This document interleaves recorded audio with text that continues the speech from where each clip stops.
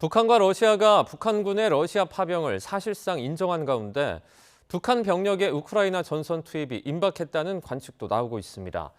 이에 맞서 정부는 북대서양 조약기구 나토와 더 내밀한 정보를 공유하며 대응 수위를 높여나갈 것으로 보입니다. 조수영 기자입니다.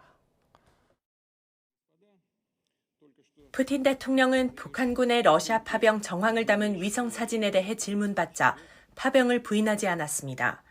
북한과 무엇을 어떻게 할지는 우리가 알아서 할 일이라고 한 겁니다. 이에 발맞춰 북한도 그런 일이 있다면 국제법적 규범에 부합되는 행동이라고 주장했습니다.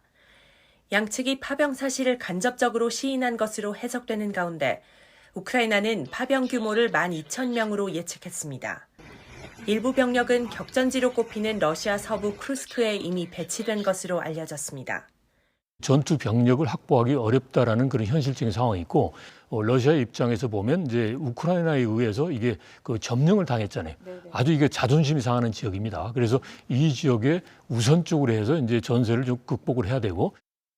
북한이 이번 파병을 통해 러시아에서 ICBM 탄두 재진입 기술이나 핵 추진 잠수함 기술 등을 받으면 우리 안보에 직접적인 위협이 됩니다.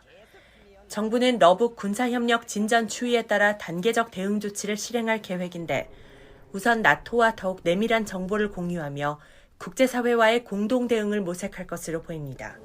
정부 대표단이 나토 이사회에서 북한군 파견 동향을 브리핑하고 리터 사무총장 등 나토와 EU 고위 관계자들과 별도로 만나기로 했습니다.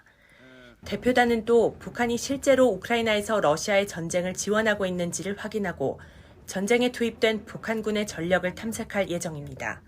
지금까지 정부는 우크라이나에 비살상 무기만 지원해왔지만 앞으로는 북한군 개입 상황에 따라 방어용, 공격용 무기 순으로 지원 수위를 높일 수 있다는 방침을 세웠습니다. YTN 조수연입니다.